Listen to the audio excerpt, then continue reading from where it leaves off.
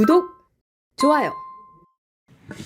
자, 2부 시작하겠습니다. 조용술 김문수 후보 승리 캠프 대변인입니다. 어서 오십시오. 예, 안녕하세요. 예. 먼저 사건 좀 간단하게 살펴보고요. 지금 단일화 진행되는 여러 상황들을 한번 좀 살펴보겠습니다. 우선 대법원의 파기환송 문제가 정가의 가장 중요한 또 화두로 지금 떠올랐는데 일부에서는 민주당의 저런 여러 가지 행태, 조희대 대법원장 탄핵을 추진하겠다, 파기환송심 재판부도 겁박하고 각종 악법 이렇게 쏟아내고 그런 거에 대해서 집단 실성한 것이나 이런 평가도 있는데 민주당이 집단 관계 실제로 좀 벌이고 있는 것 같아요. 어떻게 보세요? 실제로 맞죠. 네. 이젠 자기네들 마음에 안 들면 탄핵을 하는 게 그냥 습관이 된 겁니다. 그래서 이러한 자신들의 이제 판결과 그 기분에 따라서 네. 사법부를 갖다가 이제 선택적으로 이제 평가하는 모습들을 계속 보이고 있는데 이러한 이제 방탄 입법. 근데 어제 또 이제 보류한다 뭐한다 막 이러고 있지 않습니까? 네, 네. 그러니까 오로지 이제 일단 때리다가 자신들이 불리해지면 일단 후퇴하고 그리고 또 마음속에 담아뒀다 다음번에 또 한다고 할 겁니다. 이러한 행태가 이제 집단 광기와 실성으로 말하는 건 당연한 것 같고요. 네. 그리고 민주주의자가 아니죠. 다들. 자, 대법관의 임명 문제와 연관이 좀 돼 있는 것과 같이 살펴볼게요. 자, 민주당이 이제 조희대 대법원장을 지금 일단은 탄핵하는 것은 사실상 지도부한테 맡겨놓는 식으로 했는데, 자, 그런데 조희대 대법원장이 실제로 탄핵되면 어떤 상황이 올까요? 대법원은 어떤 상황에 처합니까? 자, 대법관 임명 시기를 한번 볼까요? 예. 조희대 대법원장이 제일 위에 있고요. 밑에 이제 대법관들 임명 시기에 따라서 지금 구분을 해놨는데 노태학이 2020년 3월 4일 날 대법관으로 임기가 시작됐고 그 다음에가 이윤구 대법관 2020년 9월 8일입니다. 그러니까 조희대 대법원장이 만일 국회에서 본회의에 탄핵 소추를 상정을 해서 통과가 된다면 조희대 대법원장 탄핵되면 자, 선임 대법관이라고 부를 수 있는 노태학이 그 업무를 하겠죠. 그러니까 이재명 후보의 관련 재판을 맡게 되는 거죠. 파기환송심에서 결론을 내오면 최종적으로 그런 상황이 오겠죠. 대선 이후가 되면 당연히 더 복잡해질 거고요. 그런데 이재명 재판과 관련해서는 노태학 중앙선관위원장을 겸하고 있기 때문에 나는 그건 회피하겠다 해서 하지 않았습니다. 그러면 아마 이재명 관련된 재판에 관해서는 노태학이 또 거부를 하겠죠. 그러면 이윤구가 대법관을 맡을 가능성, 재판장이 될 가능성 이것까지 저희가 됐네요. 어떻게 보세요? 아니 행정부도 대대대행인데 예. 대대대행이 대대대. 하는 거야 큰 문제 있겠습니까? 민주당 입장에서는 당연히 이젠 특히 이젠 누구죠? 이용구 대법관 같은 경우 이제 판결 소수 의견까지 제가 낸 걸로 알고 있거든요. 네. 그렇기 때문에 기본적으로 이제 민주당에서 추진하는 것은 일단 문재인 정부 인사를 넘기자. 그리고 이제 문재인 정부가 인사가 이제 예를 들어 이제 노태학이죠. 노태학이 이제 뜻대로 안 된다면 이용구가 진행을 하게 될 경우 자신들의 입맛대로 할 수 있다. 특히 이제 대통령 되고 나서 이제 이재명을 계속 재판을 할 수 있냐 없냐의 논쟁이 있을 때 네네. 그때 굉장히 유리한 키로 갖고 가게 되고 그리고 무한 이제 보류를 하게 되면 임기를 다 마칠 수 있는 상황. 그리고 그 안에서 이제 법도 바꾸고 헌법도 바꾸고 여러 가지 시도들을 할 텐데 네. 이 대대대행 이 체제를 이제 꿈꾸는 민주당에 대해서 국민들이 이제 많이 제동을 겁니다. 네. 예전에는 이게 얘네들이 맞나 해가지고 수긍을 했는데 30번 넘는 탄핵을 경험하면서 이제 확실히 알게 된 거예요. 그래서 이 대법원까지 건드리는 건 정말 위험하구나. 그러한 이제 반대 여론이 이제 부딪히니까 민주당도 지금 주춤하고 있는 거죠. 근데 이게 뜻대로 되지 않을 겁니다. 기본적으로. 예.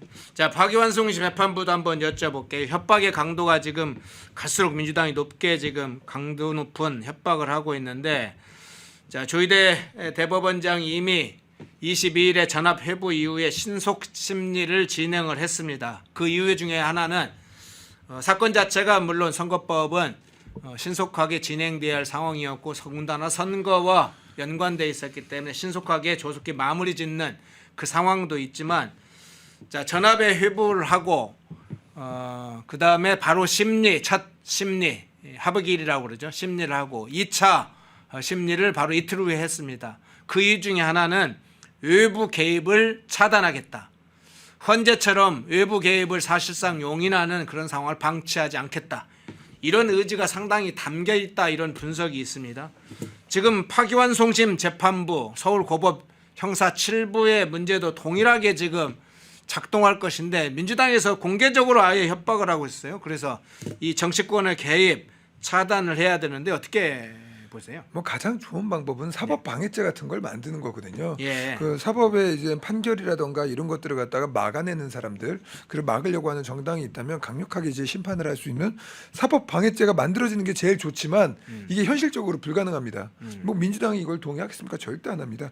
그렇다면 가장 좋은 방법은 재판 일정을 그 적극적으로 진행하는 겁니다. 그 기한 내에 최대한 신속심으로 진행을 해서 일관성을 보여주는 게 제일 중요한 거고. 예. 왜냐하면 이 재판이 늘어지게 될 경우 민주당 같은 경우 정치적 여론전을 할 가능성이 굉장히 크고 그리고 그 가운데서 법으로나 아니면 이제 다양한 루트를 통해서 외압과 그리고 이제 제도적 장치들을 마련해 가지고 분명히 공격할 가능성이 크거든요. 그래서 사법부를 자신들의 발 아래에 둘 가능성이 크기 때문에 기본적으로 사법부에 정해져 있는 그 법칙들 그리고 그 법칙보다 그건 이제 뭐 633이다 뭐다 이렇게 뭐 이렇게 계열들이 정해져 있지 않습니까? 그거는 최대치입니다. 그거보다 더 압축된 과정으로 진행을 하면 되는 거고 기본적으로 이게 법치를 지키는 거이기도 하면서 자유 대한민국의 가치를 지키는 거기 때문에 사법부가 재판 일정에 대해서 적극적으로 축소하고 압축적이고 신속하게 해야 된다.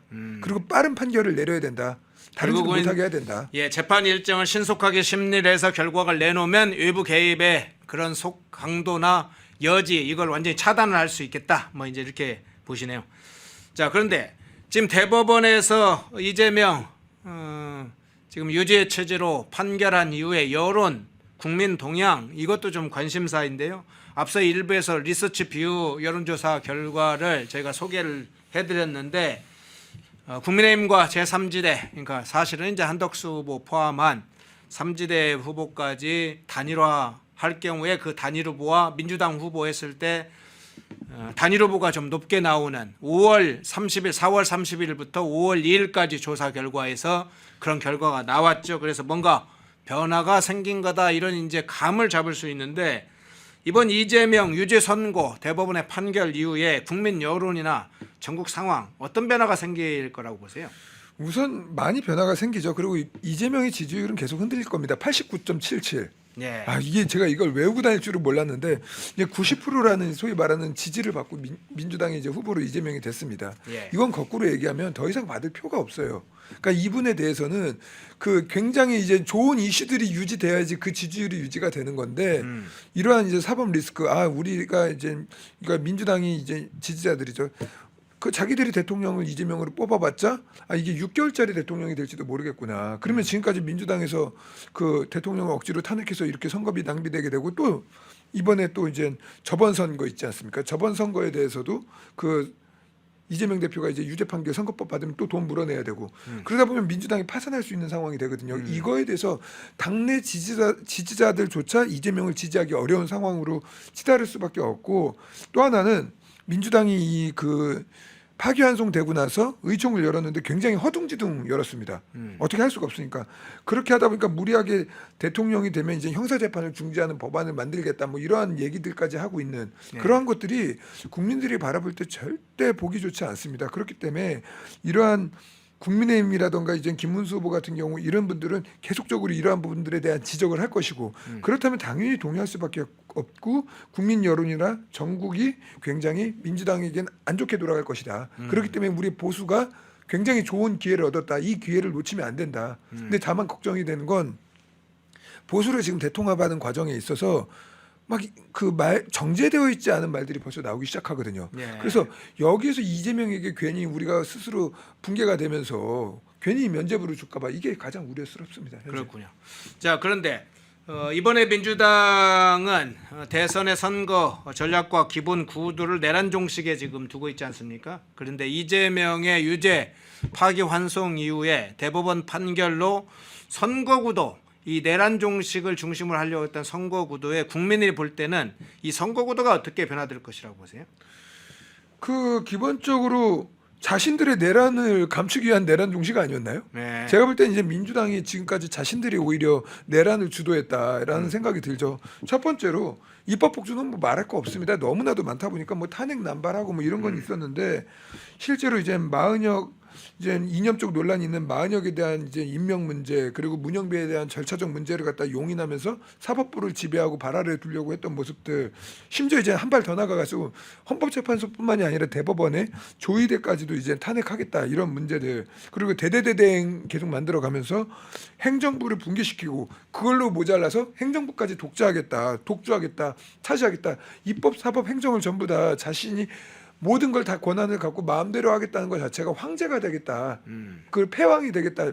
황제도 아니죠. 신이 되겠다라는 그러한 마인드를 갖고 있는데 어떻게 이러한 그 내란 종식을 우리한테 더 씌울 수 있냐. 자신들이 오히려 내란을 획책하고 독재자가 되려고 하는 것이지.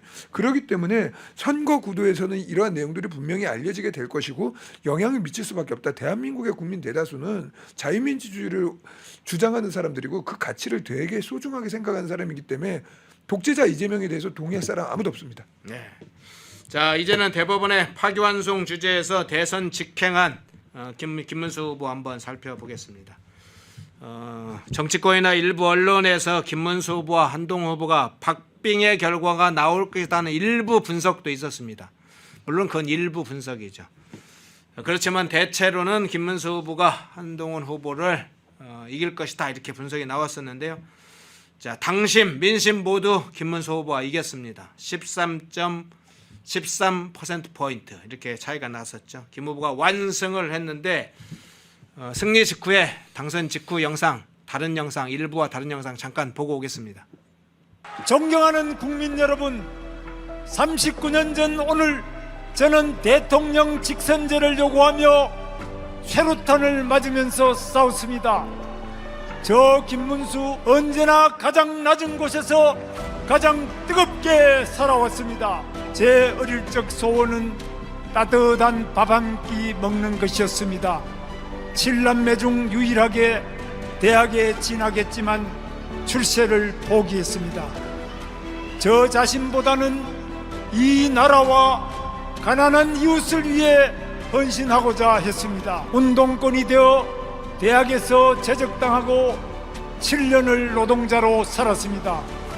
영원히 노동자로 살기 위해서 8개의 자격증을 취득했습니다.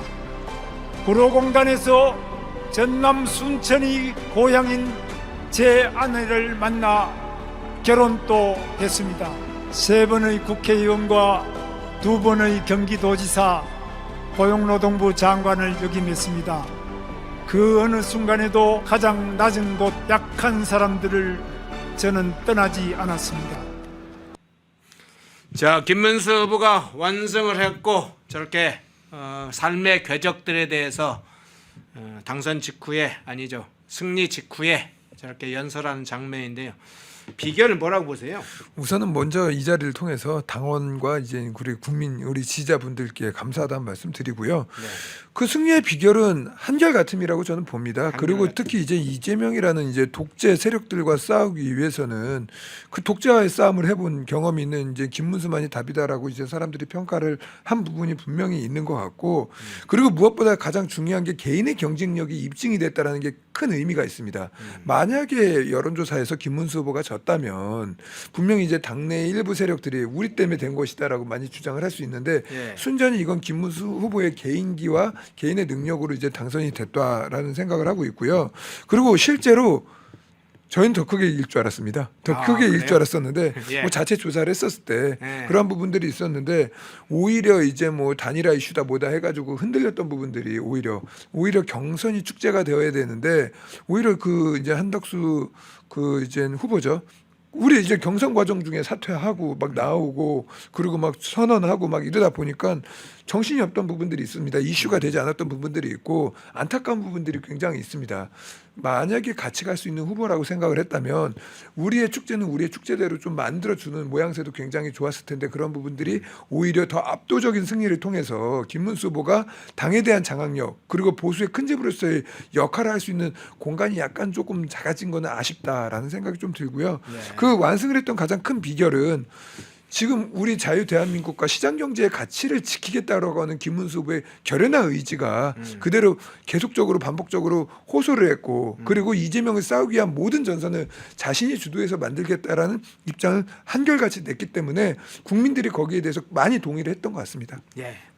자, 김문수 후보 승리한 이후에 후보로 선출된 이후에 국립현충원을 찾아서 이승만 대통령, 박정희 대통령, 쭉 대통령 묘역을 참배했죠. 그리고 나서 이야기를 했습니다. 반드시 응징하겠다. 민주당이 민주적이고 위대한 나라를 히틀러, 김정은, 스탈린, 시진핑의 나라보다 더 못한 나라로 지금 끌고 가려고 하는데 제가 반드시 응징하겠다. 강한 결의를 보여줬는데요. 자, 국립현충원 묘역 참배 이후에 가장 먼저 찾았던 방문 지역이 있죠. 포천에 있는 경기 포천에 있는 한센인 마을을 찾은 것입니다. 그 장면 보고 오겠습니다. 한센인들의 진정한 가족인 김문수 후보님 보고 싶었습니다. 뒤돌켜 안고 아버지 품에서 울고 싶었습니다. 우리는 평생 숨어도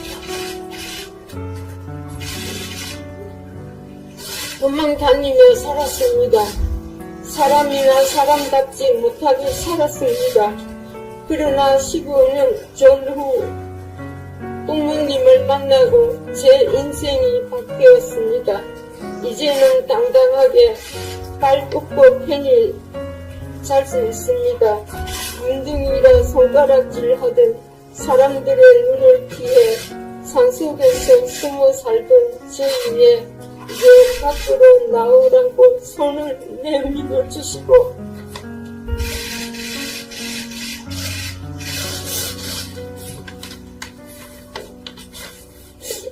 안아주셨습니다. 예, 경기도지사 시절부터 저 한센인 마을, 지금 장자마을이라고 부르는 저 분들을 찾아뵙고 늘 거기서 1박도 하고 이랬다고 그러죠. 그러니까 대선 후보가 되면 반드시 찾아오겠다는 그 약속을 첫 번째 방문을 통해서 실현을 했습니다. 눈물을 흘리면서 자기 삶을 찾아주었다. 김문수 덕택의 삶을 찾았다.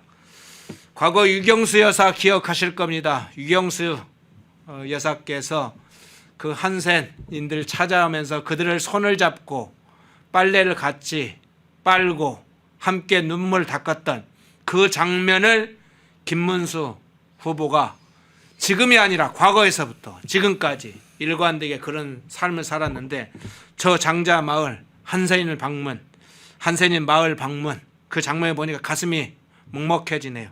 자, 어떻게 보셨어요? 우선 이제 현충원 이야기부터 좀 하면 예.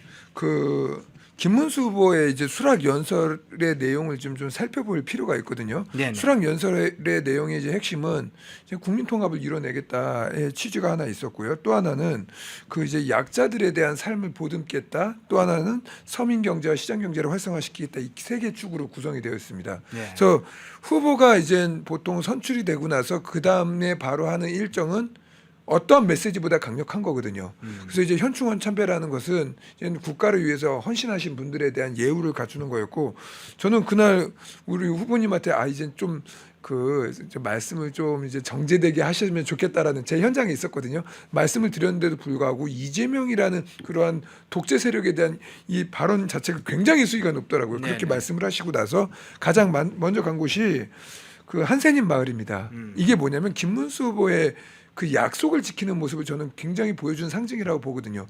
어떻게 보면 대부분의 이제 정치인들이 수년 전에 거의 10여 년이 됐잖아요. 10여 년 전에 했던 다시 돌아오겠다. 네. 나 이제 후보가 돼서 돌아오겠다는 약속을 지키는 경우가 없습니다. 본인이 대부분 그 말을 한 것조차 까먹습니다. 근데 이제 김문수 후보가 이제 약자의 삶을 보듬겠다라는 메시지와 함께 자신의 오래전 약속을 다시 끄집어내서 그 현장을 갔다는 것은 자신이 대통령이 됐을 경우 어떠한 정책을 하고 어떠한 사람들을 돌보고 그리고 어떻게 대한민국을 끌어나가겠다라는 메시지를 저는 보여준 것이라고 보고 있고 또 동선이 겹치지 않기 때문에 재래시장 가시겠다라고 했던 이유도 가장 중요한 게 이제 서민경제 3 보통 대부분 이럴 경우 화려한 것들을 많이 갑니다. 그렇죠. 그리고 뭐 어떻게 이제 퍼포먼스 하기 되게 좋은 곳. 근데 이 두 군데라는 것은 어떻게 보면 퍼포먼스 하기가 좋은 곳이 아니거든요. 되게 작은 행보지만 굉장히 의미가 있는 행보를 대통령 후보로서 첫 일정, 어떻게 보면 정부 여당의 공식적인 후보로서 첫 일정을 했다는 것은 우리 보수 진영이 앞으로 나아가야 될 방향, 그리고 이재명과 싸우기 위해서 진정성을 어디에서 보여줘야 되는지 그거를 보여준 내용. 그렇기 때문에 이러한 것들은 굉장히 후보로서 의미 있는 모습들을 보였다 이런 생각이 듭니다. 예. 자, 그런데 김문수 후보가 낸 정책 공약 중에 참 이 부분이 주목되는 대목인데요. 사전 투표제를 폐지하고 본 투표 이틀을 하자. 뭐 이것도 제안을 했고 국회의원 불체포 특권 폐지, 공수처 폐지, 사법방해죄 신설, 국정원의 대공수사권 환원, 간첩죄 확대 이런 걸 공약을 했는데 사실 이게 굉장히 중요한 하나하나마다 우리 국가 사회에 중대한 영향을 미치는 핵심 이슈들인데 이 부분은 어떤 의미를 부여하세요? 이거는 비정상을 정상화하는 거죠. 네. 비정상의 정상화인데 대한민국이 어느 순간부터 이제 좌파가 여러 번 잡으면서 또 이제 의석수를 많이 갖고 있다 보니까 소위 말하는 국가, 우리는 이제 분단 국가 아닙니까? 국가 안보와 관련되어 있는 내용들에 대한 모든 법들을 갖다가 굉장히 많이 해체를 해놨습니다. 네. 많이 부셔놓고 이것은 뭐냐면 실제로 자신들의 정체성으로 인해서 계속 잡혀가니까 안 잡혀가기 위해서 예를 들어 이재명 이제 후보가 그 공직선거법 관련해서 이제 소위 말하는 허위사실 공표를 갖다가 1,000만 원으로 올리겠다 막 이런 행동들까지 했었는데 유죄 취지의 판결을 받았었잖아요. 네. 이게 뭐냐면 자신 나만큼은 살겠다 해가지고 굉장히 법의 범위를 엄정한 법의 범위를 굉장히 느슨하게 만든다던가 그걸로 안 되면 없애겠다라는 그런 모습들을 지금까지 보여줬고 그렇게 구축을 해놨기 때문에 이 비정상을 갖다가 정상화하는 하나의 단초다 이렇게 생각을 하고 있고 특히 이제 대공수사권이라던가 이제 간첩죄 관련해서 우리가 이걸 봐야 됩니다. 과거에 같이 이제 남북이 이제 뭐 이념 대결로만 이렇게 싸우고 있는 게 아니라 지금은 산업이라던가 이제 반도체 있지 않습니까? 그리고 뭐 여러 가지 뭐 배터리 기술도 있고 이러한 첨단 산업에 대해서 국외 유출도 국가 보안에 굉장히 해당되는 핵심 요소가 돼버렸거든요. 그래서 간첩죄만 해도 그거 아닙니까? 과거에는 적국을 상대로 해야 된다를 갖다가 외국 전체로 넓히자. 그래서 국가 안보를 갖다가 빼가는 그러한 그 간첩들은 산업 부분뿐만이 아니라 그 이념적인 부분, 국가 안보적인 부분 여러 가지가 다 있다 보니 이걸 좀 더 폭넓게 해야 우리의 안보를 지키고 우리의 국익을 유지할 수 있다는데 민주당은 실제로 뭐 친중도 하고 막 이러다 보니까 막 빼내고 막 이런 것들을 하다 보니까 이것들도 하면 안 되는 거예요. 그렇기 때문에 우리는 비정상을 정상화해서 국가를 제대로 되어 있는 법 제도 아래서 자유시장 경제 이것들을 추구해 나가야 되고 자유민주주의 가치를 추구해 나가야 되는데 요거를 정상화하자라는 취지였고 꼭 대통령이 돼서 예. 그리고 또 입법부를 우리가 꼭 이겨가지고 이것들을 다 통과해야 될 일들입니다. 그리고 대한민국에 앞으로 남아있는 숙제이기도 하고요. 그렇기 때문에 우리 국민들이 이걸 할 수 있는 후보를 꼭 뽑아줘야 된다. 이걸 할 수 있는 사람은 또 김문수밖에 없다. 그렇게 말씀드리고 싶습니다. 예. 자, 중요한 이슈들, 정책 사안들이 아주 중요한 것들이 저에게 제안이 됐습니다. 김문수 후보가 지금 제기한 사항들 하나하나 이게 실현이 된다면 변화의 촉진자가 되겠죠. 근데 이 후보가 이제 추진한 것 중에 대통령이 당선되면 한미 정상회담을 바로 추진하겠다고 바로 이야기를 했어요. 물론 이제 일반적인 얘기일 수 있지만 이게 이제 간단하게 들리지 않습니다. 통상과 안보 문제 물론 중요한 부분은 우리가 알고 있는데 국제적 시각에서 볼 때 한미 정상회담의 중요성은 굉장히 지금 여러 각도에서 중요한데 우리 조 대변인께서는 어떤 차원에서 이 문제를 해석하세요?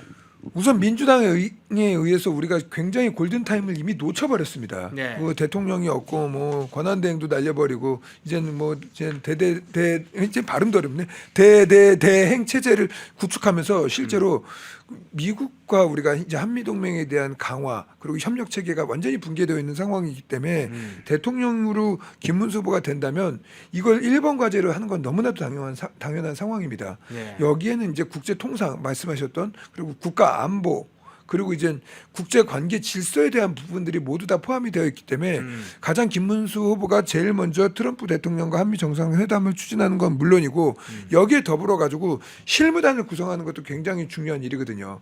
그래서 우리에게는 한덕수라는 이제 실무단에 되게 중요한 좋은 카드가 있습니다. 한미 통상 그러한 교섭으로서 누구보다 탁월한 능력을 갖고 계신 분이니 김문수 후보가 대통령이 돼서 한덕수 이제 후보를 갖다가 우리가 통합하고 우리가 같이 가야 되기 때문에 이분을 갖다가 미국과 교섭할 수 있는 인력으로 실무 총 책임자로 해서 특별 대표라든 걸 치면 그렇죠. 특사로 이렇게 네. 보내가지고 네, 우리가 할수 이걸 진행할 필요가 있다. 네. 이것을 또 구상할 수 있는 것은 김문수밖에 없다라고 저는 생각을 하고 정말 중요한 인적 우리 범 여권의 중요한 인적 자원들을 최대한 활용을 해야 된다. 그래서 한미 정상회담을 통해 바로 실무 라인을 구성해서 그래서 한덕수가 그러한 역할들을 했으면 좋겠다라는 생각을 하고 있습니다. 예. 자, 그러면 이제 마지막 주제인데 핵심적인 이슈입니다. 단일화 문제 지금 문제 이야기를 해보겠습니다. 김문수 후보와 한덕수 전 대행 간의 단일화. 이 단일화 과정에서는 기본적인 큰 틀의 방향을 이제 서로 공유하는 게 굉장히 중요하겠죠.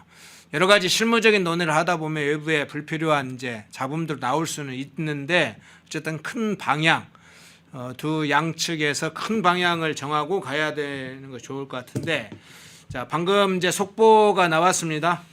한덕수 대행이 오늘 이제 한덕수 대행과 김문수 후보 두 분이 지금 조계사에 갔었죠. 조계사에서 만났는데 오늘 만나자 이렇게 오늘 편한 시간 편한 장소에서 만나자 이렇게 이야기를 했고 양측에서 오늘 그 일정을 지금 시간과 장소와 시간 등을 조율 중이다 이렇게 지금 나왔습니다. 그거 지금 예, 대변인 오는 사이에 아마 그 사이에 이루어진 일 같은데 아닙니다. 예. 저 지금 계속 지금 제가 이제 워치를 차고 있는데 계속 전화 오고 있거든요. 아, 그래요? 그래가지고 지금 네. 방송이 집중이 안 될 정도로 이제 기자분들한테 전화가 오는데 네. 바로 여기 들어오기 전에 입장문을 냈습니다. 캠프 차원에서 이제 제가 내고 왔는데 그 시간과 장소로 오늘 이제 만난다는 그러한 사실은 지금 아직은 없고요. 네. 그 일정에 잡혀 있지 않습니다. 그렇기 때문에 그 조속한 만남을 갖다가 우리는 하겠다는 입장인 것이고 그리고 지금 이제 후보의 일정이 이미 정해져 있기 때문에 그런 부분들을 조율해서 최대한 빨리 만나자는 취지였던 것으로 저는 알고 있고 그리고 이제 한덕수 후보 같은 경우는 그 오늘이라도 만나자는 취지고 우리도 이제 그거의 화답은 최대한 빨리 시간을 잡겠다는 것이지 당장 지금 만나 이게 아니라 그러한 것들이고 제일 중요한 것은 이게 결국에 이제 단일화 때문에 그게 이슈가 된 거 아닙니까? 그거에 대해서는 분명히 이제 후보가 어제 강력하게 입장을 냈습니다. 선대위 차원에서 이 추진단을 만들어 가지고 빨리 실무 협상을 진행해라 이렇게 했기 때문에 그러한 측면에서 이제 그런 메시지를 같이 낸 거라고 보고 있고 아직까지는 일정에 지금 반영이 된 거 없습니다. 예. 자 단일화 논의에 관해서 구체적으로 지금 어떤 논의가 그럼 진행되고 있나요? 우리가 이제 단일화에 대해서 조금 좀 교정을 해야 될 필요가 있어요. 시각이 그 어떻게 보면은 김문수는 이제 국민의힘의 그 최종 후보이지 않습니까? 최종 후보로서 단일화를 얘기한다는 거는 굉장히 큰 희생이에요. 근데 이걸 갖다가 단일화가 굉장히 당연한 거 안 하면 안 되는 것 같이 말하는 것들은 굉장히 잘못된 것이다. 김문수가 그 이재명을 막기 위해서 예선부터 폭넓은 단일화를 통해서 큰 집을 만들겠다라고 말하는 것은 자신이 후보가 안 될 수 있는 상황도 가정을 한 거 아닙니까? 김문수 후보도 단일화를 하겠다고 얘기를 했는데 굉장히 많이 얘기를 했죠. 예, 그렇기 예. 때문에 이 말씀을 하신 것 자체가 이거를 굉장히 자기 희생으로서 접근하고 있다라는 걸 국민들이 알아야 됩니다. 그리고 그 의지에는 변함이 없습니다. 단일화에 대한 의지는 변함이 없는데 일부가 이 단일화하겠다는 이러한 큰 마음 그리고 큰 양보 큰 희생을 갖다가 폄하하려고 하는 것에 대해서는 굉장히 잘못된 시각이다. 왜냐하면 김문수 후보는 처음 출마할 때부터 수락할 때까지 단일화와 그리고 큰 집을 짓겠다라는 의사는 계속 보여왔고 그리고 오늘까지도 그렇게 보여왔기 때문에 그러한 큰 희생과 담대한 결심에 대해서는 국민들이 기본적으로 칭찬하고 격려를 해줘야 된다는 입장을 기본적으로 말씀을 드리면서 이야기를 하고 싶은데요. 우선 그 이 단일화에 있어서는 기본적으로 국민의힘의 후보로서 그 스케줄을 잡고 가야 되는 것이고 아까 말씀드렸던 것 같이 선거대책위원회가 빨리 이걸 결정을 해야 됩니다. 근데 선대위가 뜨뜻미지근하고 있어요. 왜냐하면 지금 상임선대위원장께서 권영세 우리 이제 비대위원장께서 상임선대위원장 역할을 하시고 계시기 때문에 네네. 빨리 회의를 주재하셔가지고 단일화 추진단을 만들어서 한덕수 측과 이야기를 하고 그리고 더 나아가서 더 넓은 층과도 이야기를 해서 이 단일화에 대한 옵션과 내용을 만들어 가지고 후보에게 보고를 하고 그리고 후보가 그 내용을 바탕으로 한덕수 후보와談판을 하는 것이 일반적인 룰이고 그게 맞는 룰이거든요. 예. 왜냐하면 이제 공당의 후보가 됐기 때문에 이러한 내용들과 절차적인 과정은 굉장히 중요한 것입니다. 그렇기 때문에 이러한 부분으로 빨리 추진되어야 된다는 게 후보의 입장이고 빠른 시간 내에 빨리 대화를 통해서 빨리 단일화가 되어야 된다 이런 생각을 갖고 있습니다. 네. 자, 구체적인 방안은 이제 실무자 차원에서 먼저 그러면 논의를 하고 현재는 후보자들 두 분이 이제 그 논의된 결과를 가지고 최종적으로 만나서 결정하고 또 상호간에 서로 단합된 모습을 보여주는 이런 장면이 연출될 것으로 예상합니까? 그러니까 이런 거죠. 이제 제가 이제 이러한 과정들을 말씀을 드리는 이유가 우리가 단일화가 목적이 아니잖아요. 단일화가 목적이 아니라 단일화를 통해서 선거에 승리하고 그리고 우리 보수 진영이 견고한 성을 쌓는 게 가장 큰 목적입니다. 그렇다면 단일화의 과정이 굉장히 아름다워야 되고 그리고 이거를 갖다가 이 정신을 훼손하면 안 되는 겁니다. 근데 지금 여기저기서 책임이 없는 사람들이 자신들의 입장들을 많이 내고 있어요. 근데 이거는 책임 있는 사람들이 어떻게 보면 이제 우리가 신속하게 하기 위해서는 단일되어 있는 목소리를 내어야 되는 거지 훈수꾼들이 많아지면은 산으로 가버립니다. 그리고 원치 않는 싸움을 하게 되는 거거든요. 그리고 원치 않는 갈등을 하게 되는데 그렇기 때문에 빨리 선대위에서 이걸 구축을 하고 그리고 한덕수 후보 측에서도 이걸 빨리 구성을 해서 빨리 만나게 된 겁니다. 뭐 하루 만에 만나가지고 하루 만에 끝내던 빨리빨리 진행을 해야 되는데 공중전을 통해서 뭐 관계없는 사람들이 얘기해가지고 이걸 갖다가 오히려 만들어지고 하는 과정을 방해해서는 안 됩니다. 후보 자체, 김문수 후보 자체가 이거에 대한 의지가 강한데 이걸 흔들면 안 되는 거고 우리가 잘 갈 수 있게끔 길을 예쁘게 만들어줘야 되는 겁니다. 그래가지고 국민이 원하는 후보가 그리고 이재명을 막을 수 있는 사람이 누구이고 그리고 보수의 큰 집이 어디인지를 확실하게 보여줘야 되는 과정이 꼭 필요하다는 생각을 하고 있고 이것을 하지 않는 이거에 동의하지 않고 이걸 방해하는 사람들은 해당 행위자고 그리고 또한 보수의 단일 대우에 참으로 끼얹는 다른 생각을 가진 사람들이다. 이 입장을 전하고 싶습니다. 네. 여론제 단일화 과정 상호 이제 서로 합체되는 여러 가지 방법에서 그 과정 자체가 지지를 확보하는 과정입니다. 이걸 다 국민들이 지지층들이 보고 있어요. 어떤 방식으로 이걸 대응하냐에 따라서 오히려 부정적 인식이 넓어질 수 있습니다. 그러니까 캠프 입장에서 사실 자꾸 보면 보이지 않는 게 있습니다. 그러니까 지지층을 오히려 넓히는 과정의 단일화 과정 논의를 하는 게 그것이 훨씬 더 결과적으로는 득이 될 것이다. 저는 이렇게 보는데 김문수 후보가 자주 단일화에 굉장히 적극적이기 때문에 한덕수 대행과의 단일화 과정에 여러 가지 실무적인 논의의 필요 날짜 이런 게 조율되겠지만 그게 국민들이 보기에도 지지층이 보기에도 역시 단일화를 이끌어가는 리더는 저 사람이구나 이렇게 인식이 될 수 있도록 그렇게 양측에서 노력해 주시면 좋겠습니다. 저희 이제 네, 댓글 마지막, 보면서 예. 한 가지 좀 교정을 해드려야 될 게 있는데 기본적으로 이제 상임 이제 선대위원장은 당 대표가 네. 이제 하게끔 되어 있습니다. 네, 그래서 네, 당 대표가 상임 선대위원장으로서 당의 입장을 통해서 빨리 이거를 만드는 게 맞고요. 그 당 지도부가 이걸 빨리 지원을 해줘야 되고 이 추진단에 대해서 힘을 많이 모아줘야 된다라는 말씀을 마지막으로 드리면서. 우리는 정말 역사적 그 기로에 놓여져 있습니다. 아까 말씀드렸던 것 같이 이미 사법부를 많이 흔들고 있는 이재명, 입법부는 이미 장악을 했고 그리고 행정부는 대대대행 체제까지 만들면서 무력화시켜서 무정부 상태를 만들고 있는데 이걸로 만족을 못하고 이제 내가 행정부까지 좌지우지하고 내가 마음대로 하는 삼권 분립 위에 존재하는 최고의 존엄이 되겠다라고 선언한 이재명을 막는 것이 자유 대한민국의 가치를 지키는 가장 큰 과제이고 그렇기 때문에 이 과정에 있어서 단일화에 대한 의지는 우리 김문수 후보가 굉장히 강하고 그리고 지금까지 삶의 궤적이 허튼 소리 안 하거든요. 네. 직진하는 분이기 때문에 우리가 뭐 내일 모레 당장 하려가 아니라 정말 신속하게 정말 빠르게 이런 그 추진단에서 이걸 빨리 만들어 주기를 당부드리면서 캠프 대변인으로서 그 후보의 입장을 그렇게 전달해 드립니다. 단일화 과정이 시너지가 증폭되는 과정, 그게 찬물을 끼얹는 과정이 아니고 시너지를 증폭시키는 과정, 지지층과 국민들에게 기대감을 높이는 과정이 단일화에 굉장히 중요한 과정일 겁니다.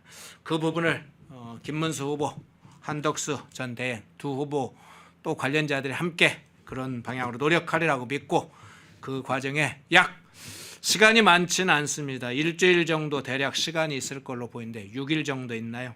그 시간 동안에 함께 우리 대변인께서도 그렇게 노력을 해주시길 또 부탁도 드립니다. 2부 조용술 김문수 후보 승리 캠프 대변인이었습니다. 고맙습니다. 예, 감사합니다. 펜앤마이크와 정다운 삼이 함께 준비한 30년 산삼장인이 정성껏 키운 산양 산삼. 구독, 좋아요. 먼저 앞서 펜앤 여론조사 결과 다시 한번 살펴보겠습니다. 가상 양자 대결 한번 좀 띄워주시겠어요? 예, 그거 먼저 띄워주시죠. 양자 대결입니다. 한덕수 후보와 이재명 후보 42.8 그리고 한덕수 42.8 이재명 51.7 8.9% 격차가 났네요. 자, 그다음 한번 볼까요? 자, 김문수 후보 볼까요? 예, 김문수 후보 43.4 그리고 이재명 51.1 7.7 격차가 7.7% 격차가 났습니다. 다른 이낙연 이준석 후보는 조금 기회가 있으면 다시 이제 평가하도록 하고요. 두 분의 중요한 이제 단일화 논의가 있는 시점에 저희가 5월 4일과 5일 이 조사를 했습니다. 5월 1일, 2일, 3일 중요한 이제 사건들이 있었죠. 이재명 유죄 파기환송, 한덕수 전 대행의 출마 선언, 그리고 김문수 후보의 국민의힘 경선에서의 승리 후보로 선출되는 과정. 이 1, 2, 3을 거쳐서 4일, 5일에 일단 여론조사 반영이 된 건데요. 이 결과 변호사 선생님 어떻게 해석을 하십니까? 그러니까 이런 부분인데요. 제가 이게 국민의힘의 이 경선이 이브리그화된 게 있었어요. 그러다 보니까 각각이 가지고 있는 후보들만의 어떤 집중도가 분산이 되고, 그리고 한덕수 무소속으로 이제 뭐 출마선을 하셨지만 한덕수 전 총리 같은 경우에는 혼자서 이렇게 스포트라이트를 받다 보니까 이게 본선에 대한 경선 과정에서 힘이 빠지고 약간 좀 주목을 못 받고 그런 과정이 있었던 겁니다. 그러니까 한덕수 후보 좋은 분이세요. 제가 뭐 한덕수 후보에 대해서 폄훼할 생각이 전혀 없고, 한덕수 후보가 가지고 있는 이런 이 여론조사나 지지도도 굉장히 중요한 부분이라고 생각합니다. 그거를 또 그런 국민들의 열망을 포섭해야 되는 게 국민의힘의 또 앞으로의 방향성이라고 생각하고, 그거는 뭐 단일화 이런 문제는 후보의 단일화 아니다 이런 걸 떠나가지고 국민의힘 그 누구도 단일화에 반대하는 사람이 없습니다. 저도 마찬가지예요. 근데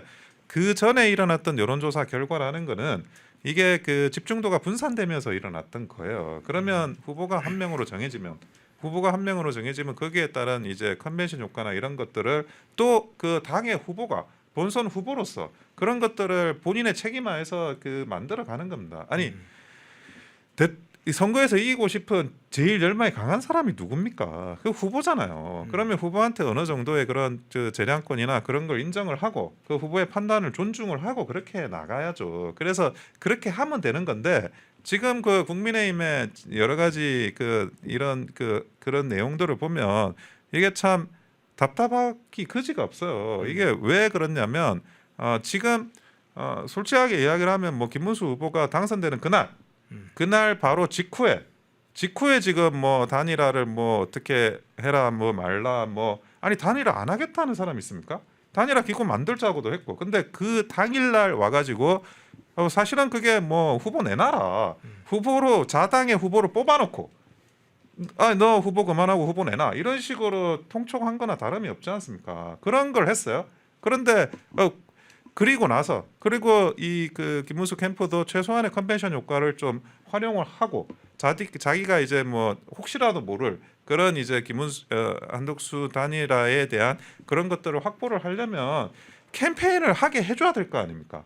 근데 전혀 캠페인을 하지 못하게 해요. 그러니까 당무 우선권이라는 게 분명하게 있음에도 불구하고 지금 당에서는 거의 도와주는 게 없고 그냥 김문수 후보 캠프는 캠프대로 어쩔 수 없이 움직이고 있는 거예요. 그러면서 이 소중한 내일 모레가 대선이고 뭐 단일화를 언제 하든지 간에 내일 모레가 대선인데도 이거를 아예 못하게 지금 당 차원에서 사실상 막고 있다는 게 이게 정상적인 정당이고 정상적인 공당입니까 이게? 그래서 제가 그런 부분을 보면서 아니 이분들이 선거에 이길 생각이 있는가? 그리고 자기들의 절차로 당원들의 그런 그 표를 통해 가지고 후보로 당선된 사람을 대통령 후보로 밀 생각이 있는가? 이게 전혀 제가 볼 때는 전혀 없는 것 같아요. 그리고 아니 김문수 후보가 뭐 여론조사가 조금 그 낮게 나온다고 해가지고 그거를 한덕수 후보한테 다 이런 거를 뭐 갖다 바치라는 식으로 나오면 아니 오늘 지금 페넷마이커 여론조사 봤죠? 여론조사라는 거는 상황이 바뀌면 오늘 이 여론조사 결과가 내일 이렇게 바뀔 수도 있고 모레 또 바뀔 수 있는 거예요. 근데 이거를 마치 그 전에 좀 그 여론조사 좀 적게 나왔다는 식으로 이거를 마치 뭐 김문수 후보는 안 되고 한덕수 후보로 가야 되고 업무도 하나도 도와주지도 않고 당무 선ቆ도 하지도 않고 내가 그 부분 좀 정확하게 이번에 그 뒷부분에 조금 자세히 이야기를 해주죠. 일단 여론조사 면접 분석을 하고 당의 문제에 관해서 뒤에서 좀 다른 주제가 있으니까. 예, 알겠습니다. 근데 예. 자 여론조사 물론 이제 김문수 후보가 조금 높게 나왔어요. 네. 이거조차도 김문수 후보도 이거를 이제 그 자만하면 안 되고 왜냐하면 여론조사라는 건 여론조사예요. 여론조사는 여론조사고 그게 오늘까지 반영된 거지 그게 내일의 반영이 아니라고요. 그래서 그런 부분에 대해서 뭐 한덕수 후보 측도 뭐 이걸 가지고 여론조사니까 그동안에 여론조사 높았으니까 뭐 어쩌자 할 이야기도 아니고 김문수 후보 측도 지금 내가 여론조사 높으니까 뭘 자만할 문제도 아니다 그런 말씀을 드립니다. 예. 자, 이른되면 지금 앞서 이제 가상양자 대결 결과를 이야기를 드렸는데 어떻게 해석을 하세요? 지금 보면 이제 김문수 후보와 이재명 후보가 붙었을 때 격차가 좀 더 좁습니다. 예. 뭐 크게 뭐 압도적으로 좁은 건 아닌데 한덕수 권한대행과 한덕수 후보와 이재명 후보가 붙었을 때는 격차가 8.9%였는데 김문수 후보하고 이재명 후보를 붙으니까 7.7%거든요. 이제 이 수치로 보면 김문수 후보가 좀 더 이재명과 더 붙을만하다, 이재명 후보가 더 붙을만하다라고 해석을 할 수 있죠. 하지만 이제 지금 이제 우리 댓글창 보시면 아시겠지만 굉장히 지금 의견들이 활발하게 올라오는 이유가 뭐겠습니까? 예. 대선 승리에 대한 열망과 관심 아니겠습니까? 그래서 저는 대승적 차원과 대의에 좀 맞게 좀 각각이 전부 다 좀 서로 협의하고 존중하고 하는 그런 상황 속에서 좀 단일화에 대한 어떤 논의가 이루어지면 좋겠다고 생각하고요. 저는 이거 보면 가진 희망이 확실한 희망을 가져요. 야, 이렇게 한덕수 후보도 그렇고 김문수 후보도 그렇고 이재명과 한번 붙어볼 만하다. 이 정도 격차면 지금 28일 남은 상태거든요. 이 정도 격차라면 충분히 따라간다. 이재명 후보의 사법 리스크는 점점 현실화되고 있고 범보수권에는 결집이 점점 나타나고 있는 거고 이건 우리는 결집이 더 올라갈 수 있는 상황밖에 없어요. 이재명 후보는 결집이 지금 더 안 올라갑니다. 박스권에 갇혀가지고 저 상태 그대로 이제 프리징 되어 있는 상태거든요. 그래서 우리가 여기서 좀 더 집중을 해서 경선도 이제 뭐 단일화한다면 있겠지만 범보수가 손을 잡아서 정확한 우리의 공격 상대, 우리가 싸울 대상 누구인가를 타겟을 정해놓고 싸운다 그러면 우리는 반드시 승리할 수밖에 없겠다. 그런 거는 이 수치를 통해서 알 수 있을 거라고 봅니다. 예. 자, 가장 중요한 건 이재명을 지금 맹추격하고 있는 장면을 확인하고 있는 겁니다. 일부에서는 이재명이 51% 나온 걸 보고 야, 과반이 넘었나? 그 부분에 초점이 있는데 초점은 양자 대결이기 때문에 당연히 둘 중에 한 분은 과반을 넘게 돼 있습니다. 그렇겠죠? 양자 대결이니까 이재명이 51% 그 어간에 있고 지금 그간에는 10몇 프로 또는 10몇 퍼센트, 20몇 퍼센트 차이 났던 김문수 후보 또는 한덕수 후보가 지금은 한 자릿수로 지금 맹추격하고 있다. 뭔가 큰 변화가 생겼다. 이 부분이 이 여론조사에서 핵심 포인트입니다. 그 변화를 보는 것이 지금 굉장히 중요한 여론조사의 흐름이죠. 그 흐름이 어떻게 바뀌고 있는지. 자, 그 다음에는 어떻게 또 장면이 바뀔까요? 이 뭐 금요일에 또 조사를 하고 다음 주 목요일 저희가 또 조사를 발표를 할 텐데 그 후에는 어떻게 바뀔까요? 저는 격차가 더 줄이라 봅니다. 그러면 이재명이 50 과반이 넘었다 과반이었다가 지금은 40%로 내려오겠죠. 자, 그 장면들을 우선 여론조사 흐름에서 보는 게 가장 중요하지 않느냐 이렇게 보이고요. 자, 빅텐트 후보 적합도 그것도 한번 좀 살펴보겠습니다. 예, 그거 한번 띄워주시죠. 김문수, 이낙연, 이준석, 한덕수 이 4명을 놓고 누가 가장 단일 후보로 적합하느냐 했는데 없다가 제일 높습니다. 없다 34.8, 기타 잘 모름이 4.7, 합산하면 39.5인가요? 예, 거의 40%고 후보 중에는 한덕수 후보 24.1, 김문수 후보 20.7, 이준석 10.3, 이낙연 5.3 이렇게 나왔습니다. 20%두 분이고 10%의 한 분, 한 자릿수 중에 이낙연 뭐 이렇게 배치가 돼 있는데 저 흐름과 관련해서 지금 여러 이제 기존에 있던 기존 조사도 있습니다. 이 부분에 관해서 어떻게 해석을 하세요? 그러니까 이런 거예요. 이게 여론조사 너무나 중요하고 민심을 읽는 그 바로미터가 될 수밖에 없습니다. 근데 저것도 보면 김문수 후보가 굉장히 올라오고 있어요. 그리고 뭐 이낙연, 이준석 이런 분들이 5% 10% 정말 실제 투표하면 저렇게 될까요? 저렇지 않아요. 네. 그리고 없다라는 표현이 34.8이고 기타 잘 모름이 4.7이 있는데 이분들은 또 어떻게 할 거냐 그런 게 있어요. 근데 기본적으로 그 과거에도 안철수 대표에 대한 그런 후보에 대한 신드롬이 있었는데 그게 여론조사에서 굉장히 높게 나오는 것도 있었어요. 근데 그게 어떤 신드롬이냐면 반정치의 신드롬이라는 거예요. 탈정치. 그러니까 정치인들은 미워. 그런데 정치에 때가 덜 묻은 사람을 선호해 이런 거거든요. 근데 지금 뭐 안철수 후보가 계속 이제 정치 행적을 하고 계시지만 그러면 그때 그 안철수 후보를 지지하셨던 분들이 지금도 계속 지지하고 있나요? 그렇지 않잖아요. 지금 따지고 보면 결국 이 사자 경선에도 끼지 못했어요 안철수 후보가. 그게 뭐 어떻다 저떻다 일단 그걸 떠나서 그거는 그런 반정치의 정치가 과연 그게 그 올바른 거냐? 그게 여론조사에는 많이 반영이 되지만 그게 실전에 가다 보면 실제 우리가 정치인으로서의 어떤 세움과 표상과 공격과 그런 시행착오를 걷다 보면 그렇게 되지 않는다고요. 자, 지금 한덕수 후보가 물론 이제 그 높은 표가 있습니다. 비교적. 근데 아까 우리가 보죠. 가상의 양자 대결은 또 김문수 후보가 더 높게 나왔잖아요. 그러니까 이거는 어떤 그 여론조사가 가지고 있는 그런 어떤 맹점들이 있어요.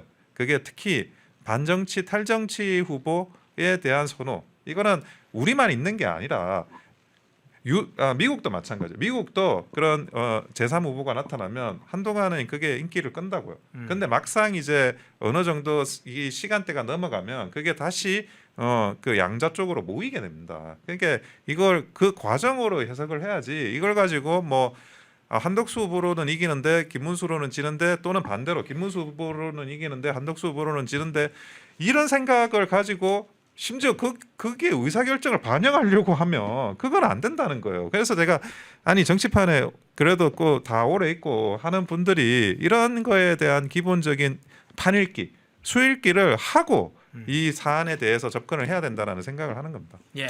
일단 우리나라에는요 삼지대가 없습니다. 삼지대라는 게 근데 왜 그러면 있느냐?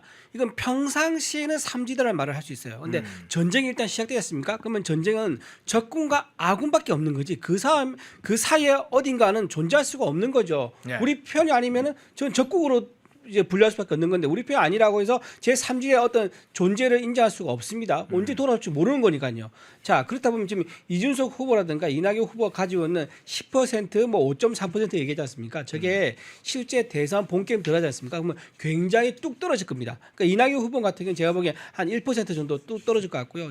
이준석 후보 같은 경우는 제가 보기엔 2, 3%대가 될 수 있을 것 같습니다. 그런데 문제가 뭐냐? 만약에 양자 대결로 국민의힘 후보와 이재명 후보가 붙었지 않습니까? 그러게 되면 굉장히 팽팽한 깻잎 한 장 차이로 지지율로 가서 막판에 누가 이길지 예측이 불가능한 지난번과 같은 상황이 될 수 있는 거거든요. 그러면 상황에서는 이준석 후보가 가지고 있는 2% 또는 이낙연 후보 가지고 있는 뭐 1% 이하 이 표도 끌고 와야죠. 이길 수 있다고 하면 뭐 0.몇 % 차이로 이긴다는 게 무슨 의미가 있습니까? 이긴다는 게 중요한 거죠. 자, 그런 상황인 거고요. 그리고 한덕수 후보하고 김문수 후보의 격차가 굉장히 좁습니다. 자, 이건 무슨 말이냐? 지금 그 비해서는 거기에 비해서 없다가 34.8% 나왔단 말이에요. 이제 국민의힘과 그러면 국민들이 일반 국민들 가지고 있는 여망이 한덕수하고 김문수 후보 둘 다 좋다. 우리 그 중에 한 명 누군가 되기만 하면은 우리는 지지하겠다는 그 열망이 없다. 35% 나타나는 게 아닌가 싶어요. 그래서 지금 많은 국민들이 가지고 있는 게 한덕수 후보든 김문수 후보든 한 명으로만 좁혀만 달라. 그럼 우리는 모든 민심과 표를 다 주겠다. 이런 게 지금 표로 지금 나타나는 게 여론조사에 나타나는 게 아닌가. 저는 그렇게 좀 봅니다. 예. 자, 여론조사 우선 살펴봤고요. 현실의 문제로 돌아오겠습니다. 사실은 단일화 과정에서 잡음이 없었던 적은 없죠. 잡음이라고 할 수는 없고 물론 이제 아름다운 단일화 이렇게 이제 우리가 됐으면 좋겠다 하지만 당연히 그 여론 단일화 과정에는 크고 작은 의견 차이가 있을 수 있고 상황에 대한 인식이 다를 수 있고 어느 시점에 단일화하는 것이 가장 극적인 효과가 나올 수 있는지에 대한 시점도 여러 가지 다를 수 있습니다. 그리고 각 후보 측이 입장 상황에 다 다를 수 있습니다. 그러니까 어느 정도의 뭐 소란은 다 있을 수 있고 당연한 거라고 생각을 해야 됩니다. 그게 짐짓 아무 일도 없이 그냥 아주 깔끔하게 단일화될 거다. 그렇게 예상하는 건 현실 정치와는 조금 거리가 있죠. 그러니까 그걸 전제로 이야기를 하겠습니다. 다만 그 소란과 자금이 어떻게 진행이 되고 어떻게 수습이 되고 그게 긍정적인 에너지와 시너지를 어느 후보가 그걸 가져가는가 그것이 중요하겠죠. 포인트는 거기에 있겠죠. 소란과 잡음을 일으켜서 마이너스가 되느냐 아니면 그 소란과 잡음 속에서도 오히려 그것을 추동하고 에너지를 분출시키는 그것을 어느 쪽으로 끌고 가냐 하는 것도 후보와 캠프의 능력이죠. 자, 그런데 실제로 국민의힘이 어제 긴급 의원총회를 했습니다. 뭐 주요 의제는 다 잘 아시다시피 이 단일화 문제였어요. 국민의 지금 힘이 어떤 형편인지 적나하게 드러나기도 했습니다. 국힘 현황이야 우리가 적지 않게 알고 있습니다. 난리 법석인 당이라는 것도 잘 알고 있는데 자, 대선 후보를 국민의힘이 뽑았어요. 그 다음에 그러면 국민의힘은 어떻게 해야 될까요? 그런데 단일화 문제 관련해서 긴급 의원총회를 통해서 여러 이야기들이 나왔는데 뭐 하나하나 소개는 드리지 않겠습니다. 여러 가지 내용들이 확인이 됐으니까요. 원익선 변호사님, 이준호 대변인 그 문제 각각이 어떻게 보시는지 원 변호사님 어떻게 상황 보세요? 지금 하루빨리 국민의힘이 정신 차리길 바랍니다. 지금 뭐 하는 짓입니까 이게? 지금 국민들이 그리고 당원들이 뽑은 본선 후보예요. 네. 그러면 당연히 본 후보를 중심으로 해가지고 들어가야지. 아니 단일화를 언제 그 김문수 후보가 반대를 했고 단일화와 관련해 가지고 아니 단일화를 해야지 본인도 당선된다는 생각을 당연히 갖고 있는데 지금 본인들이 그 이런 그 뭐 흔히 속칭 쌍권이라고 하는데 이분들이 자기들이 뭘 그 대통령에 당선시킬 더 대단한 걸 안다라고 착각하는 거예요. 이게 뭐 하는 짓인지 모르겠어요. 아까도 제가 잠시 이야기를 했는데 본 후보를 지원하고 본 후보에 대한 판단, 김문수 후보에 대한 판단을 기본적으로 가지고 그리고 나서 당이 지원을 하는 겁니다. 당 사무처도 전혀 지원 안 하고 있고 지금 이런 식이 지금 뭐 하는 이렇게 돌아가면서 대선의 승리를 원한다? 저는 그러면 절대 이거는 대선에 승리할 수 없다. 이거는 김문수 후보 때문이 아니라 이 그 두 지도부 때문에 승리할 수 없다는 거예요. 그러니까 지금도 그 당사 앞에서 지금 집회를 하고 있어요, 사람들이. 지금 이 내용들이 이렇게 그 후보 알기를 무슨 뭐 제가 볼 때는 이거는 남의 뭐 자식도 아니고 이게 뭐 하는 건지 맨날 이렇게 그 정통 보수들이 우리가 뭐 뻐꾸기가 알랐냐 이렇게 욕을 하는데 친자식도 이런 식으로 대접을 하는데 그 뻐꾸기가 뭐 알랄 생각을 당연히 하는 거 아니겠습니까? 근데 그렇게 하시면 안 되는 거예요. 이거는 제가 분명하게 말씀을 드리는 겁니다. 어떻게 후보가 선거운동을 하는데 그거를 지금 막 다 이 주춧돌을 다 빼가지고는 이미 그 장동혁 사무총장도 내정이 됐다가 임명이 안 되고 그리고 뭐 황우여 대표도 인터뷰하는 거 보니까 아니 하루는 줘야지 하루는 이렇게 그 뭘 그 할 수 있는 시간을 줘야지 그거를 당일날 바로 본후보 되자마자 와가지고 그런 이야기를 하냐고. 말이 안 되는 지금 이야기를 하고 있다는 생각을 하고 그리고 단일화를 후보가 단 한 번도 안 한다고 말한 적이 없어요. 기구를 만들어서 하자고 했어요. 그동안에 역사적으로 단일화 과정 여러분들도 다 아실 겁니다. 뭐 윤통 때도 단일화 했습니다. 안철수 대표하고 단일화 했어요. 어떻게 했죠? 그거는 본 후보 등록하고 투표용지 인쇄되기 전에 단일화를 했어요. 그리고 그 전에도 뭐 문재인 그때 그 당시 후보하고 안철수 후보하고 단일화 했고 그리고 그 전에 뭐 DJP 그 전에 또 뭐 노무현 후보하고 정몽준 후보하고 단일화 했어요. 그러니까 그 많은 그 스토리들이 있는데 그 스토리마다 무엇이 정답이냐 단일화의 과정에 그게 있는 게 아니라고요. 그러니까 단일화의 결과 컨벤션 이런 것들은 누가 그거를 판단합니까? 그 권영세 비대위원장이나 권성동 의원이 판단을 해요? 자기들이 뭐 서울시장 선거라도 강원도지사 선거라도 한번 나가봤어요? 자기도 뭐 국회의원 선거 그것도 아주 유리한 지역구에 선거 해본 게 단데 자기들이 뭐 감나라 배나라 하면서 후보는 부천에서 선거한 사람이고 경기도에 선거한 사람입니다. 그런데 지금 그 사람을 본인의 판단을 존중하지 않고 후보를 뽑아놓고 존중하지 않고 후보를 오히려 선거 활동을 더 못하게 이런 식으로 사실상 막고 있는 게 이게 정상적인 정당의 운영입니까? 아니 저는 이거는 지금 뭐 당이 망하려고 하는 것 같아요. 자, 한덕수 후보한테 단일화를 시켜주겠다. 자, 이거 지금 펜앤마이크에서 여론조사 나온 거 보세요. 나는 여론조사가 절대다고 생각하지 않습니다. 그래서 한덕수 설마 그게 김문수 후보가 유리하게 나온다 하더라도 한덕수 후보한테 정말 이렇게 어떤 단일화에 대한 예우를 갖춰야 된다고 생각을 해요. 그거는 당연히 해야 되는 겁니다. 근데 그 여론조사 그 전에 조금 몇 번 이게 좀 불리하게 나왔다. 그거 하나 가지고 이게 무슨 당원들이 뽑지도 않은 지도부 아닙니까? 원내대표 당원들이 뽑았어요? 비대위원장 당원들이 뽑았습니까? 아니 이거 아무것도 그런 정당성이라는 게 없어요. 당원들에 대한 정당의 정당성이 없는 이 두 지도부가 와가지고 그 당원들의 힘으로 뽑은 이 그 본 후보한테 제가 여론조사 좀 보니까 뭐 한덕수가 더 유리할 것 같으니까 이런 식으로 단일화 뭐 하면 안 하면 뭐 그 이상할 것처럼 이렇게 주춧돌을 빼고 발목을 자르고 그따위로 선거를 하면 아니 이길 사람도 못 이겨요. 이재명은 그런 식으로 지금 자기가 그 민주당에서 지원받고 있나요? 이재명은 단일화 안 해도 돼요? 이재명도 단일화를 해야 된다고요. 자기도 뭐 정의당하고도 이야기를 해야 되고 또 누가 해야 되고 다 물밑에서 하고 자기가 최선을 위한 어떤 로드맵을 후보가 가져가는 겁니다. 그게 상식적인 판단입니다.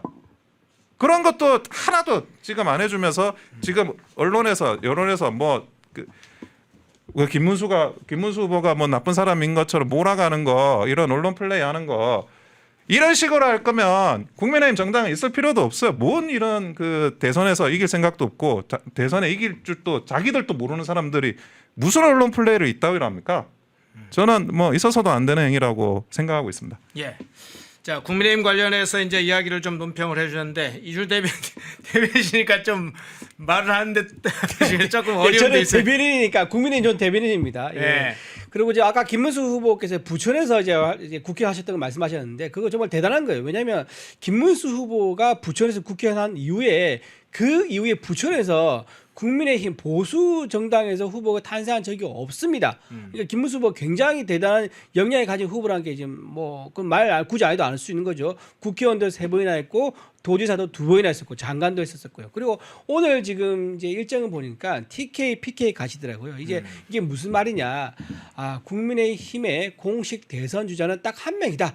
김문수 후보다라는 것을 인정할 수밖에 없는 거죠. 그리고 지금 공식적 행보를 하고 있지 않습니까? 지금 거기 가는 모든 행동이 혼자 개인적으로 하는 거 아닙니다. 당에서 모든 지원을 받아서 사람과 인력과 자본 다 선거 자금이죠. 다 동원받아서 지원받아서 공식적으로 내려가는 거고 거기서 말한 말 한마디 한마디가 국민의힘의 공식적인 입장인 거고 이거는 말한 것을 공약으로 이루어질 수 있는 거고 대통령이 당선되면은 실제 실행하겠다라는 가능성이 있는 거기 때문에 거기 가면 국민들이 또 모이는 거고요. 지지를 해주는 거겠죠. 그래서 현재 국민의힘 대선 후보는 김문수 후보가 있는 거는 확실한 상황입니다. 그리고 또 하나 여론조사에서 계속 변동이 있습니다. 아까 말씀하신 것처럼 사실 여론조사를 따지면요.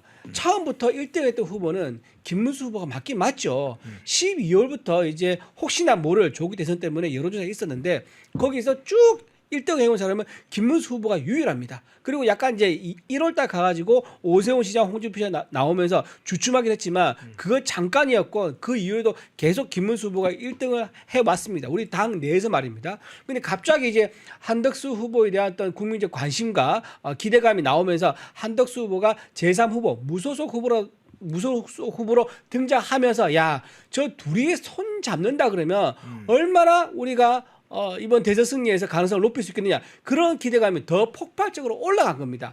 그래서 그 차원에서 생각을 해야 되는 거지 오히려 국민의힘이라는 그 108석을 가진 그런 정당에서 나온 1등 경선 후보를 빼고 굴러온 돌이라는 표현은 그러지만 어제 밖에 있던 제3지대 사람을 무조건 모셔와가지고 어떤 정당한 절차 없이 하는 것에 대해서 문제 제기하는 것은 당연한 거다. 민주적인 정당 속에서 민주당 같은 경우 민주가 없으니까 뭐 민주적인 절차라는 게 어디 있겠느냐만은 국민의힘은 적어도 정당성과 민주성을 가지고 있는 정당이기 때문에 이런 절차를 지키는 것이 무엇보다 중요하다. 절차만 지킨다 그러면 아마 국민의힘을 지지하는 우파 지지자들과 그리고 국민 다수 중도층과 무당층이 국민의힘에 손을 들어줄 것이다. 저는 그렇게 봅니다. 예. 근데 앞서 얘기 장동혁 의원 얘기가 나왔는데 여러 가지 말이 있어요. 왜 장동혁 의원이 후보께서 사무총장을 교체하는 지시를, 그러니까 당무성권을 이제 쓴 것인데 사무총장을 교체하는 게 좋겠다 해서 장동혁 의원을 사무총장으로 내정한 걸로 알고 있는데 결과적으로 이게 안 되고 장동혁 의원이 결국은 고사하는 상황이 왔어요. 이게 이제 어떤 것으로 해석을 하는지 단일화의 여러 문제의 한 걸림돌이 된 건지 그 과정에서 뭐 그냥 진통 정도로 본지 어떻게 보세요? 제가 뭐 장동혁 의원 개인에 대해서 뭐 이야기는 안 하겠습니다. 몇 가지 네. 원칙을 제가 이야기를 하겠습니다. 예, 지금 그 당무 우선권을 가지고 뭐 그게 후보가 뭐 그런 게 아니고 뭐 후보가 됐다고 그래서 당무 우선권이 뭐가 만능 열쇠가 아니고 이런 이야기를 또 그 국민의힘 측에서 이야기가 나오는 것 같아요. 근데 제가 법률자문위원을 하면서 그 누구보다 저보다 더 많이 더 오랫동안 당헌 당규 해석을 한 사람이 없어요. 저는 당헌 당규 개정 그 특위위원으로도 여러 번 참석을 했고 네. 제가 그 법률가로서 수많은 네거티브를 했고 네거티브 공격 대응 뭐 방어 뭐 현역 의원들 옛날에 적폐 수사할 때 그 의원들 또 변호인으로 활동을 했고 저보다 뭐 솔직하게 이야기하면 저보다 오랜 시간 다양한 사건들을 많이 이렇게 당의 율사로서 참여한 사람은 감이 없다고 제가 자부를 합니다. 네. 자부를 하는데 당무 우선권은 행사할 수 있는 거예요, 후보가.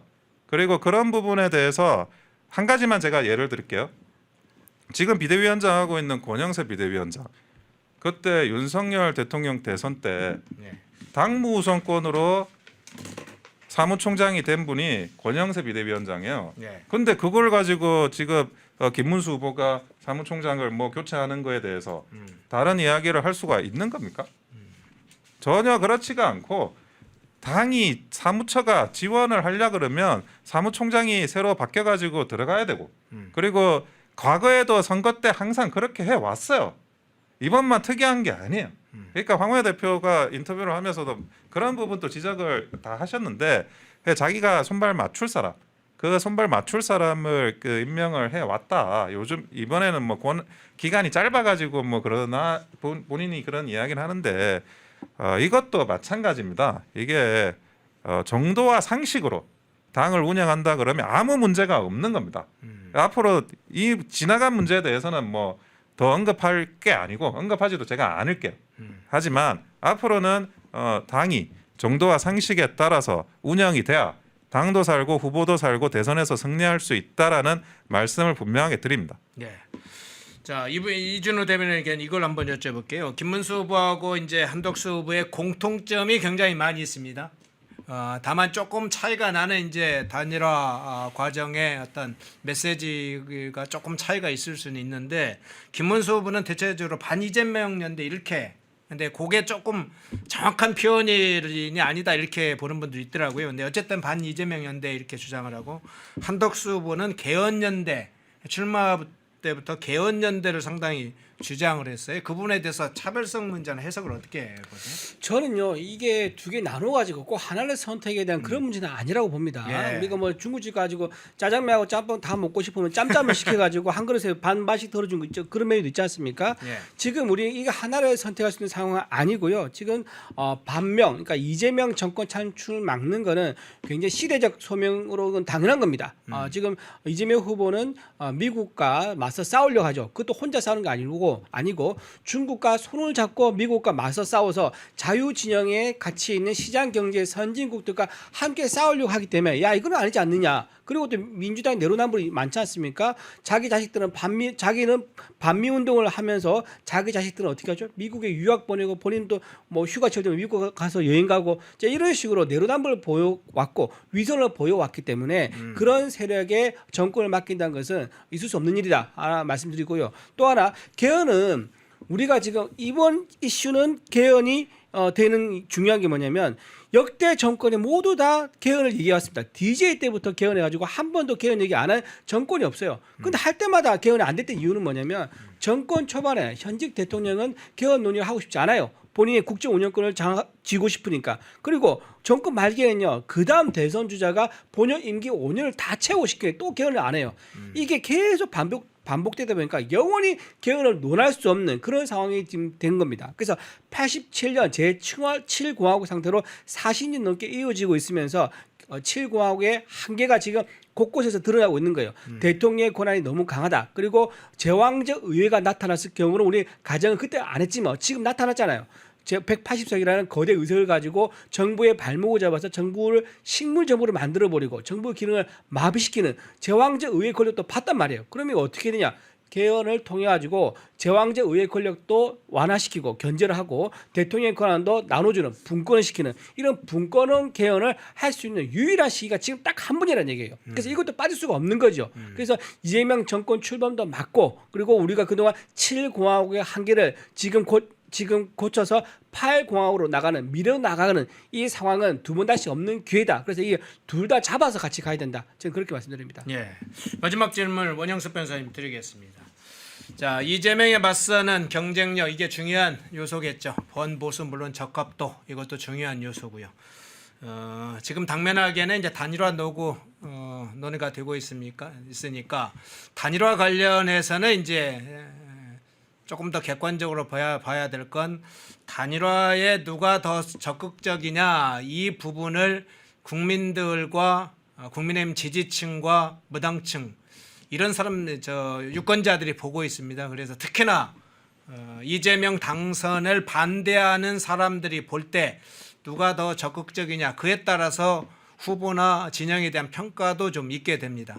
그래서 이제 그런 측면을 좀 고려를 해야 될 것 같아요. 양 후보 진영에 실질적으로 단일화를 어떤 방식으로 이루어지느냐, 누가 실제로 저 단일화를 적극적으로 하고 있고 그것을 현실화하기 위한 방안을 마련하고 있고 이걸 이제 지켜볼 것으로 보이는데 이제 제 어떤 의견이나 고민을 했습니다. 단일화에 소극적으로 보이면 자꾸 비판이 한편으로 늘게 되기 때문에 후보 측에서 단일화에 굉장히 적극적인 모습을 양 후보가 보여야 된다. 실제로 그리고 그런 노력을 해야 된다. 저는 이렇게 보이는데 그 이후에 단일화에 대한 구체적 방안과 시기는 이제 현실에 작동하는 여러 상황 때문에 금방 뚝딱 할 수 없는 거죠.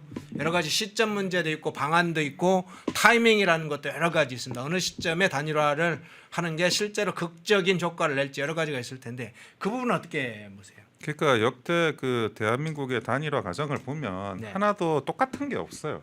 그러니까 그 시기나 방식이나 모든 것들이 다 다르게 움직입니다. 네. 그래서 그 부분에 대해서 정치가 살아있는 생물이라고 하는데 정답인 방식이 없다고요.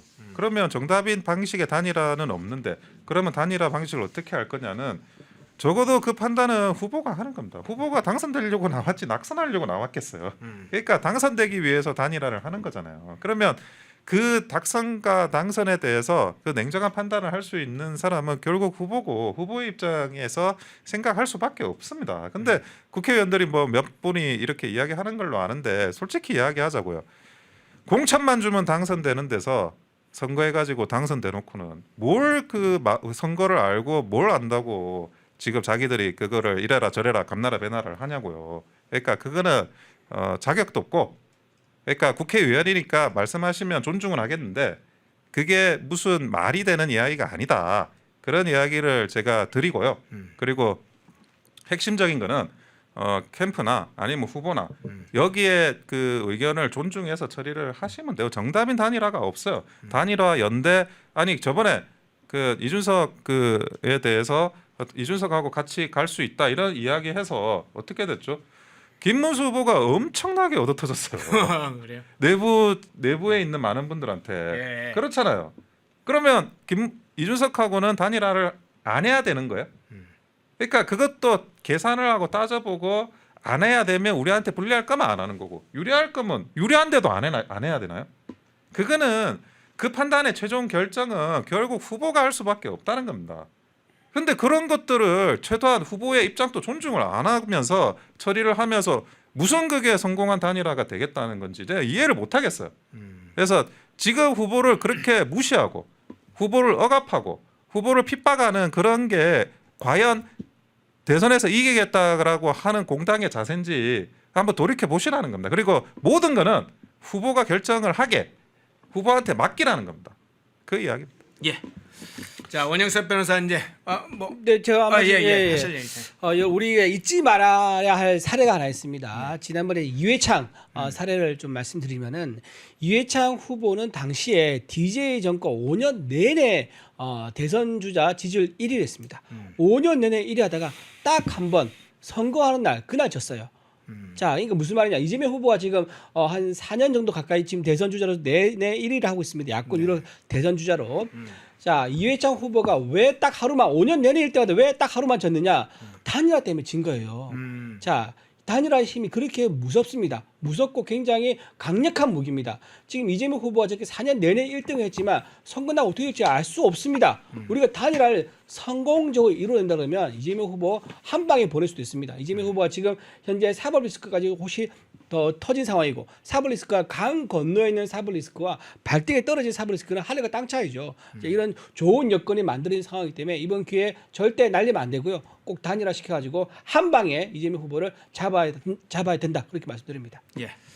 집단관계 민주당 문제하고 지금 김문수 후보, 한덕수 후보 사실은 후보로서의 평가도 받아야 되고 단일화 문제도 여러 가지 복잡한 셈법이 있는 것도 잘 풀어야 되죠. 자, 현실에서 존재할 수 있는 문제를 감안해서 저희들이 단일화 문제도 꾸준히 잘 될 수 있는 방안으로 또 후보가 그런 방향으로 가고 있다는 것도 서로 존중하면서 김문수 후보는 당에서 그 역할을 당연히 후보로서 접대받고 대접받아야 되죠. 접대라니까 이상하네. 대접받아야죠.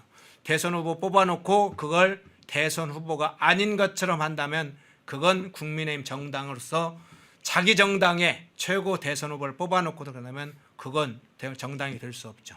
한덕수 후보가 가지고 있는 또 국가 위기적 능력도 우리가 평가하면서 함께 단일화의 국면을 헤쳐나가야 할 것으로 보입니다. 원영석 변호사님, 이준우 국민의힘 대변인이었습니다. 고맙습니다. 고맙습니다. 네, 감사합니다. 네. 펜앤마이크와 정다운3이 함께 준비한 30년 산삼장인이 정성껏 키운 산양 산삼 펜앤마이크 TV 단독 혜택 산양 산삼 5년근 3+3 뿌리 42,900원 산양 산삼 7년근 3+3 뿌리 75,900원 펜앤마이크 구독자 전용 댓글 상단 할인 링크에서 구매 가능합니다. 전화 문의는 070-402-7087-9 전화 문의는 070-402-7087-9 펜앤마이크에서 추천하는 영상도 보고 가세요. 다른 영상도 즐기시려면 구독 버튼을 꼭 눌러주세요.